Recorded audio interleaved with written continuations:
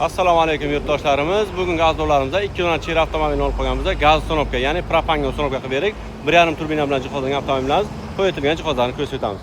Avtomobilimiz 1.5 turbina bilan jihozlangan, MPI motor, Nordic italianskiy elektromuz, Eventi 4 blok upravleniyasi, Yevropa gaz va injektorni kirishamiz tayida Real italianskiy injektor montaj qilib berganmiz.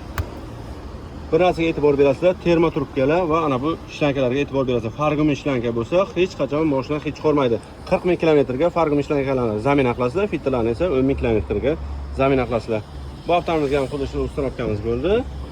Ideal qilib uстановка qilib berdik va orqa qismida ikkala avtomobilimizga ham elektrotalik gaz balon o'rnatib berdik.